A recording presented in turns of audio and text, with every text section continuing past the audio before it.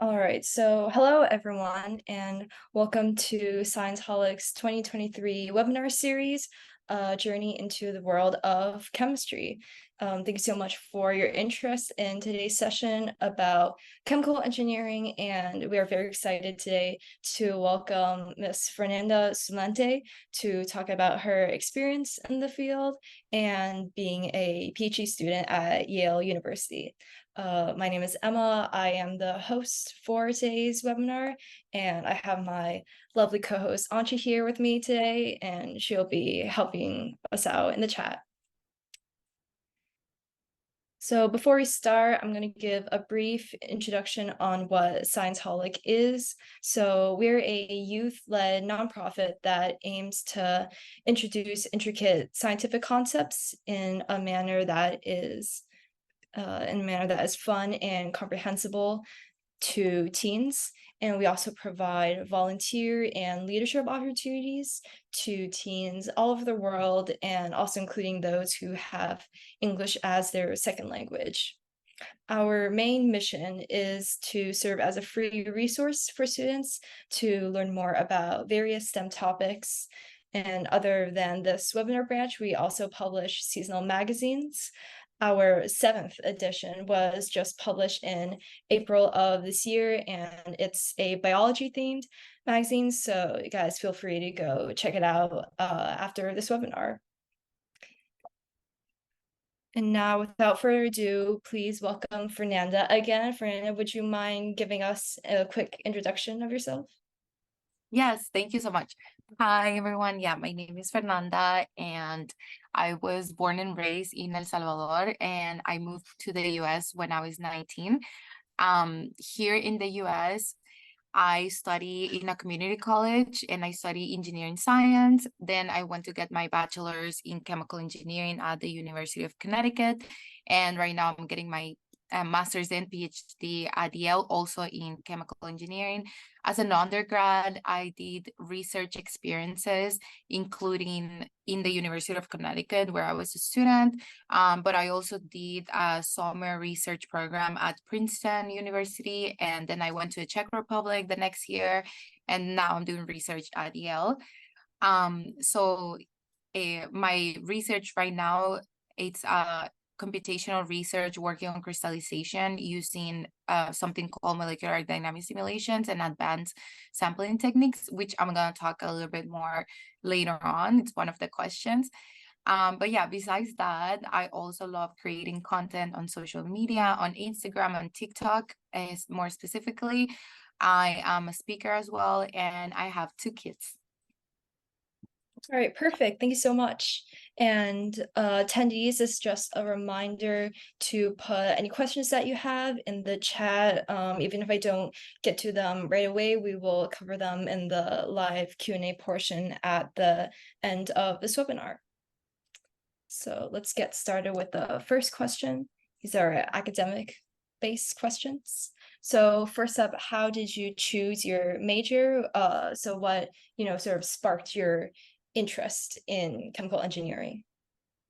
Yeah, so ever since middle school, I always loved like the math classes, and then in high school I started taking more of like the science classes like chemistry, physics, biology, and I loved those classes the most. And I actually like math was my favorite class, and that's what I was gonna study in undergrad. But then my math professor came to me and said like, oh, you should study engineering. And I actually never heard of engineering before. So I started like looking into it more, and I found chemical engineering. And I was like, at that point, I feel like I decided, but like I wasn't really sure what it was. And I was like, I like chemistry, I like math, like let's do this. But now that I have done it, I'm finally a chemical engineer. I love it because it's like you get to learn like the math and the science, but you also get to be creative, and it's kind of like a combination of everything. Yeah, like both math and also like sort of that problem solving, like, you need to be innovative, right?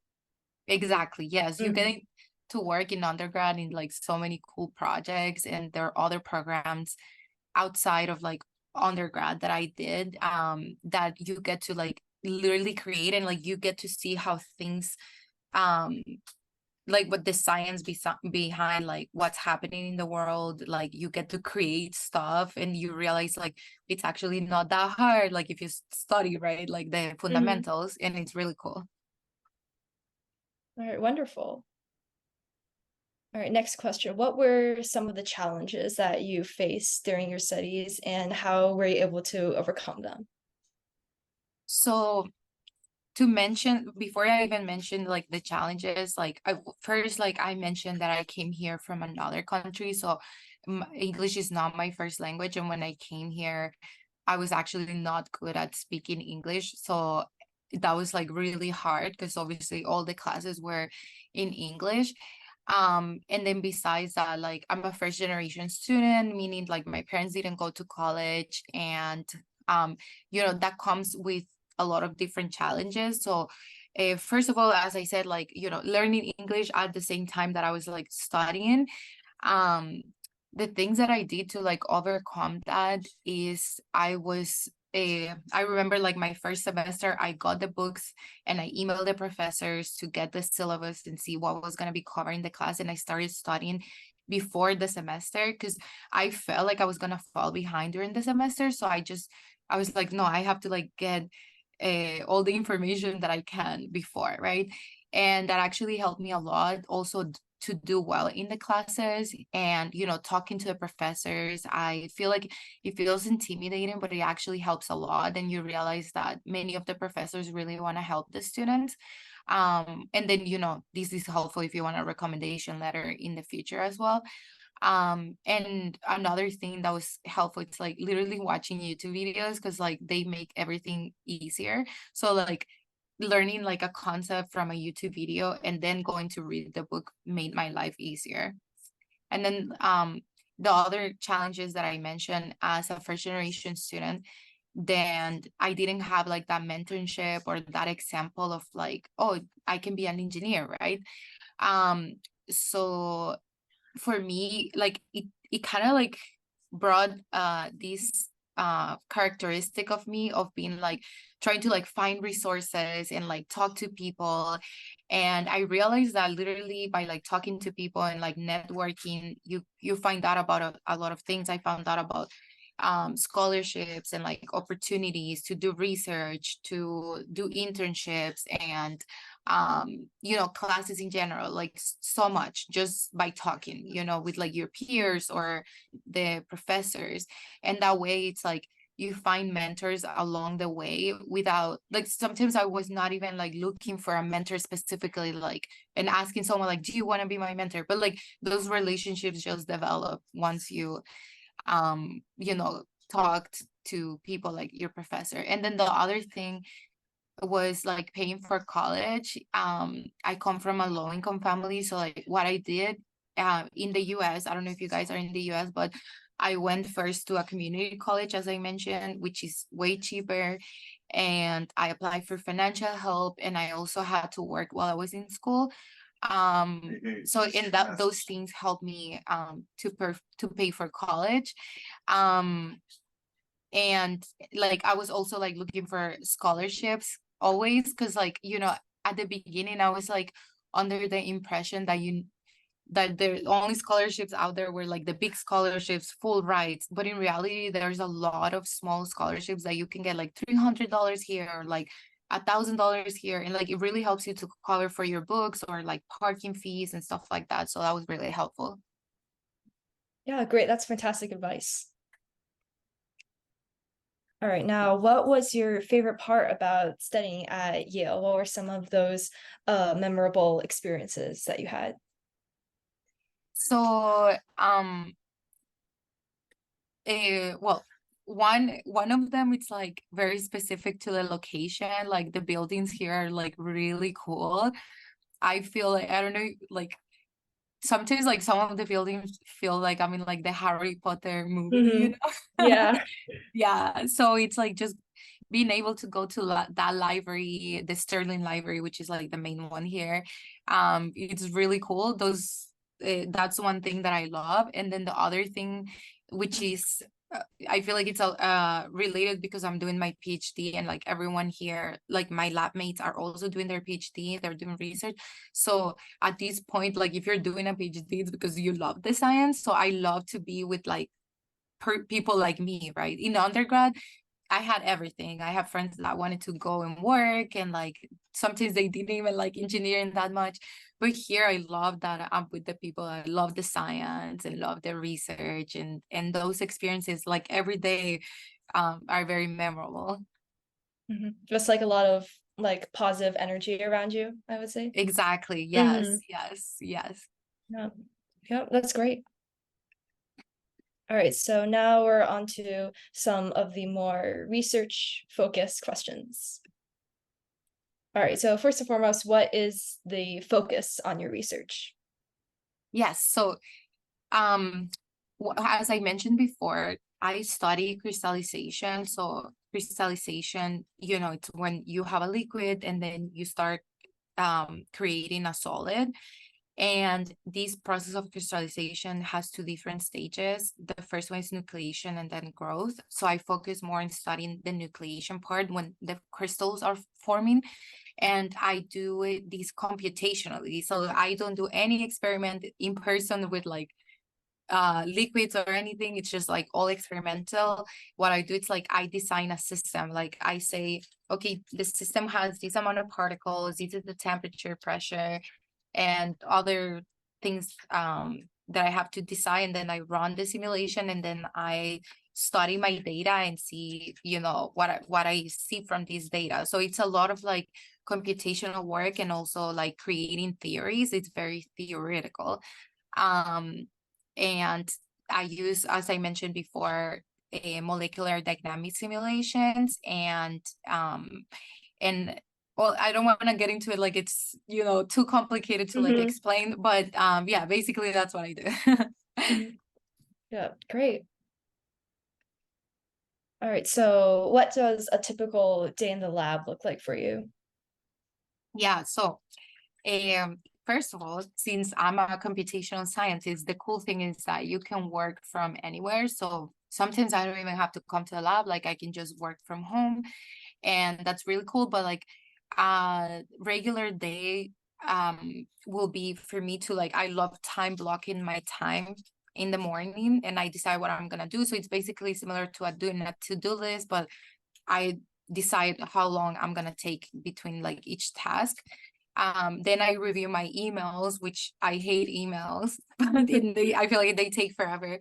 And then after that, I'm either like setting up my simulations and running the simulations, or I'm reading, because a lot about doing research is also reading. And in between, because my job is a lot about sitting down, I take walks, sometimes with my lab mates, or if I'm in my house, I like move around and I'm like, go get water and like whatever, something to like move around a little bit.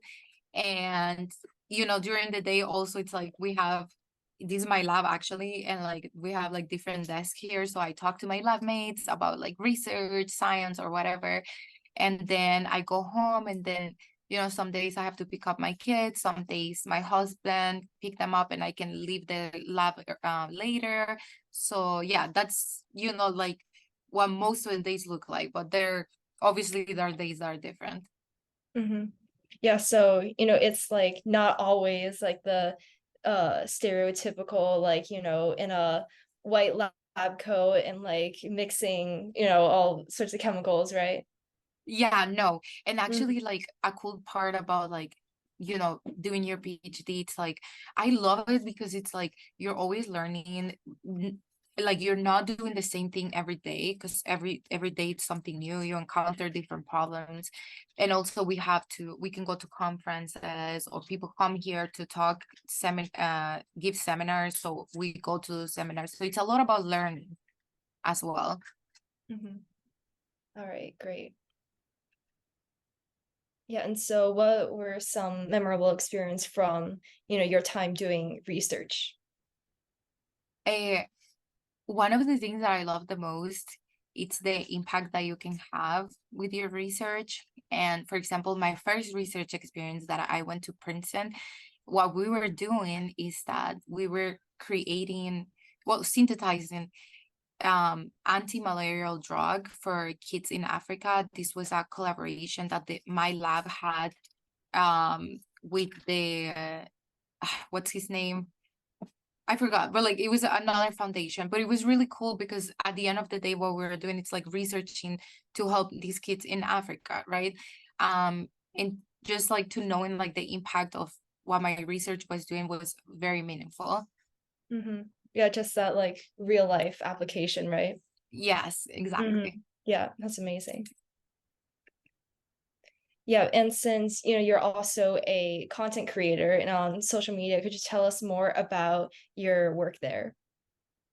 Yes. So yeah, as I mentioned, I started on Instagram, sharing. This was like a little bit before the pandemic, but then in the pandemic, I feel like I grew a lot because everyone was online and I was sharing like college tips that were helpful for me as a first generation student. And I realized that a lot of people love to have that feedback and to have those resources there because like you're already online, so you might as well learn something, right? Mhm. So it was really cool and I get to be creative besides just doing science. Like I get like an artistic side of like taking pictures and making videos, but also it has been great to make connections with other content creators, to work with brands.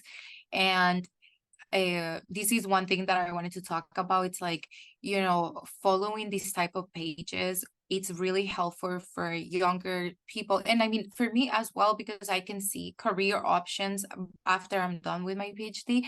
But for you guys, if you want to know what it's like today, right? If you want to know what it's like, oh, to be a computational scientist or to be a civil engineer, there are different accounts that they talk about stuff like this, and they also share a lot of scholarships, resources, opportunities. I actually have some that I can put in the chat, and I love these accounts. They're in the chat, yeah. And so like their posts, most of them, I think, like for example, the engineering girls, they're always posting about different women engineers. CBS Unstoppable, it's about STEM in general, and it's actually a show on CBS, and the host is Miranda what's her name? Miranda Crossworld or something like that. Do you guys know, from Nickelodeon? Um, and they share a lot about the science in a fun way, and they share a lot about like women working in STEM. So yeah, I think it's a great opportunity for you guys to learn. Yes, okay, Miranda. Yeah, I don't know how to say her last name. But yeah, I work with them. They're like really cool, and they get people like me to talk about their research, and you get to ask questions. I made videos for them as well, and it's a great opportunity for you guys to like learn more and get yourself exposed to these fields. All right, great. All right, now last but not least, what is your advice for high school students that are interested in STEM? That's, I would assume a majority of our audience. Yes. So I think that the best thing you can do in high school, in college, like uh, will be to expose yourself and like try different things. Because I feel like that's like the best way to find out what career opportunities you have, but also what your interests are. Because I had friends, for example, when I did this research program in Princeton, that they realized at the end of the program like, oh, I hate research. But honestly, to me, like that wasn't even a waste of time, because like they actually got to try it out, and they didn't even start a PhD at that point. They were just like, okay, research is not for me, right? So it's an opportunity for you to like find out what you like and what you don't like. And um so here in the US, let me see, this is one program. It's called First, and it's a robotics competition, and it starts since you're like, you can join since you're like 5 years old, I think, or 6 years old, all the way to like high school. it's really cool. Like you get to be part of a team and you create a robot, and then you go to compete and they give you like a task for the robot to do. And for example, here at Yale, the engineering department is like very interested in the people that are part of this program. And like the guy, actually, there's this guy that works here at Yale, that is very connected to FIRST. So, like that's one connection. You see, like these universities, go to these competitions or these programs, and these are a great opportunity to like network and like also learn, but also like build your resume for the future. And then there's this other website. Let me put it in the chat. This website, you can go there and then you can select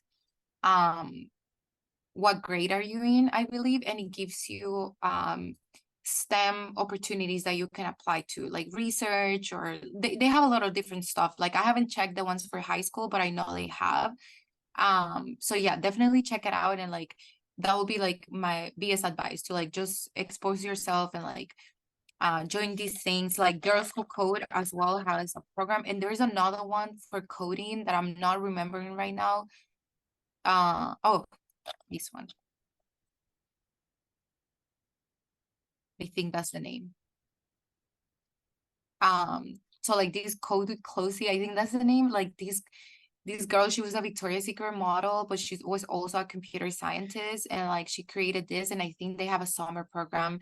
And it's like I've seen girls going into this program and then creating like amazing things and like participating in like documentaries, and some of them have worked with the uh the the the owner, the founder, modeling. I don't know, I just think it's really cool. Like I wish I could go back in time and like do it, but I didn't even do high school here, but I think it's a great opportunity.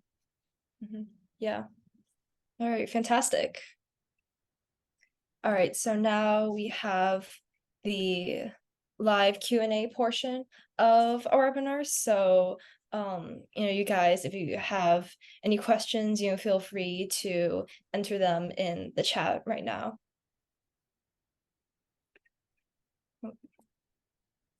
Yeah, and so Fernanda, I actually have a question myself. So what was sort of the transition process like going like starting to work on your doctorate? Like how is that different from, undergrad or your master's, etc.? So actually, like the master's, I'm getting it at the same time as my PhD. In the US, at least, I think most of universities, you don't need a master's to start your PhD, and you can get it at the same time. So I went straight from undergrad to PhD. And the main difference is that in undergrad, you are told what to do all the time, and all of the problems have an answer. But in PhD, your research, like you have to become independent and you have to trust yourself, and like, start trusting your ideas and doing independent research. And also, like the problem, as I was saying, like you don't know if the problem that you're working on has a solution. So it's like very scary sometimes, but it's really fun because you know that you're contributing and like literally creating science that hasn't been done. So sorry, to answer your question, like it was I feel like at the beginning it was a hard transition for me to going from the mindset of like being told what to do to like being more independent, and it's a work in progress. Also you have to learn how to manage your time, because like nobody, my advisor, for example, it's like not watching me every day like if I'm working or not, so you have to know how to manage your time. But once you like learn that and you get past that, now it's like really fun, and I really love that I worked in those skills for myself that are helpful in like so many areas of my life. Yeah, so it's like greater risk but also greater reward, right? Yes, exactly. Yeah, and I think that this is one thing that I will advise people to try before actually starting your PhD, like doing that research program, because it's very unique experience, and some people don't like it, but some people love it. So yeah. Hmm. Yeah, so it's like you really don't know if you like or dislike until you actually try it, right? Yes, yes, Hmm. exactly. I mean, I will advise if you want to do it, there's people Hmm. have done it, but yeah, I will definitely advise. All right, great. All right, so Natalie has a question in the chat. So, how much do you get paid for your PhD? So, a good question, and a lot of people don't know that you get paid during your PhD. At least in science, like I've seen this because I know other people in like studying like psychology, like PhD in psychology, and I know they have to pay for their PhD. But from what I've heard in STEM, you get paid. Um, in my university specifically, I don't remember exactly, but I think I get paid like 42,000 per year, something like that. Um, and then besides that, my university gives me free health insurance for me and my family, like my husband and my kids, my two kids. So I'm saving a lot of money from that. And also like you don't have to pay for your classes, so all the classes that you take are for free. Um, yeah, so I think that this is an important thing to know before applying for a PhD, to know how much you're getting paid, but also to know the cost of living of where you're gonna live, because there are some universities like 42K, like what I get paid is not that much. Like I could be doing like the double or even more than the double as an engineer. Um, but for the city that we live in, it's good. But I have met people that are doing their PhD in Miami, for example, and they get paid like 23,000. I mean, Miami is super expensive, and 23,000, it's like nothing, right? So if you guys want to do your PhD, that's like another advice, right? Like to look into like how much you get paid, and how much is the cost of living in the city. And then this is what I get paid for my PhD, but I also work as I said, like in social media, and I get paid for that. I actually make more money than my PhD. And so yeah, like I made like 57,000 last year from like working with brands and going to conference and stuff like that. Hmm. Yeah. How would you recommend, say, like balancing like, school and research with like a side hustle? In my case, there are two things. Um, One of the things is that I have made my side hustle be part of like my career, because it's like very related to my career, right? It's about college and STEM. So it's really helpful for me. It's like I see it as something that it's also being helpful for me in the future in my career, because like I've gotten opportunities to network with like companies like Apple, Pfizer, places that I can work at later on. Um, and then the second thing, oh my God, I forgot right now. Um, what was your question again? Like, how do I balance, right?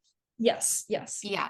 So since I see it as part of like my career, it's um like I always prioritize it in that way, but also knowing that my research and my family come first. So like some way, like for example, if like one week I cannot post or I cannot do something, I used to care that more at the beginning, but now I'm like, okay, this is not that important. But what I do, it's like I'm very good at planning. As I was telling you, like about the time management.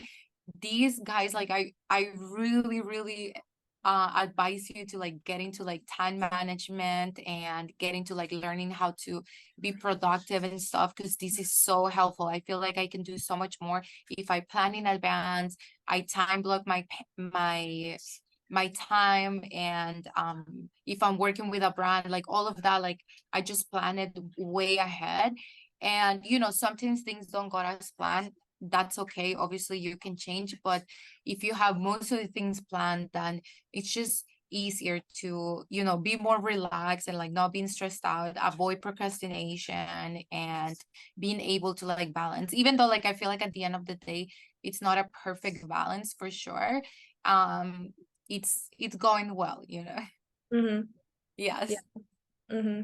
Yeah, you guys, if if you guys are interested in like a sort of like time management organization, you guys should definitely go follow Fernanda on, Instagram and TikTok, right? You're on all those platforms. Yes, yes. And like I'm like a combination of like sharing like science resources, but also productivity, or share about my life.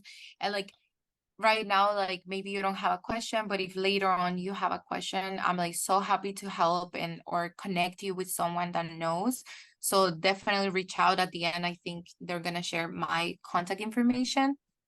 Oh yes, please add your question. Mm-hmm. Yeah. All right, yeah. So Natalie's saying, I have a friend who immigrated to the US and is interested in STEM. Do you know about any STEM scholarships that include immigrants or people outside the US? Yes, right now on the top of my mind, I don't, but if you email me and or send me a DM, I can definitely send it to you. Definitely there's less scholarships for people who are not citizens or like green card holders, but there are definitely, yes. So right now, like I don't remember, but I can look it up and I can send it to you later. All right, great. All right, so if you guys don't have any other questions, I think we can conclude our webinar. So here are Scienceholic's social media pages. You can visit our website, our Instagram, and you can join our Discord as well and email us with any questions. And yeah, Anshi has put that in the chat for you all. And yeah, so besides that, if you also have an article that you want to send it to us, feel free to do that as well. And this recording of this webinar will be posted on both our YouTube and website later on. And so, yeah, thank you so much for all of you attendees for coming here Oh, today. and Yes. sorry, do you have the slide for my email, or were you gonna say it at the end? Um, I think Anchi, I think you can post it in the chat later on, right? Or I can just put it here if you want my email. Oh, the email. Really Oh, it's important. going to post it, but you can do it, Karen. Yeah, no, either way is fine. Yeah, that's great. Um, Yeah. So if you guys, want to reach out to Fernanda with any questions in the future, you can have her, you guys have their email and social media handles. So, feel free to reach out and DM or a message. And yes. so to our attendees, if any of you guys are interested in working with us at ScienceHolic, there are various ways you can do so. So we have 6 teams. I am part of the outreach team, but we also have content, art, social media, etc. And so here we have our team member application. And if you want a more low commitment way of helping us, you can apply to be an ambassador as well. And if you're interested in future magazine webinar updates, then you can join our email list. And so yeah, Anshi has all of those links for you guys in the chat right there. Yes. Also for the Discord, Mhm. the link may be expired, but if you visit our Instagram, our new Discord server will be there as well. All right, perfect. And yeah, so thank you. We have to thank our partners here that collaborate with us for the magazine as well as our webinar series here.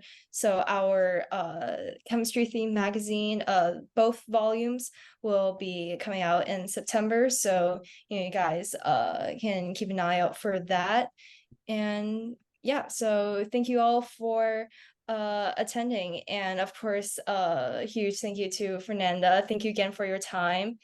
And yeah, so please stay tuned for our second session at 8:30 today, for reuse, reduce, recycle, repurposing carbon dioxide in necessary compounds on chemical biology. All right. Thank you so much, everyone. Yeah, and thank you, Fernanda. Thank you. Bye.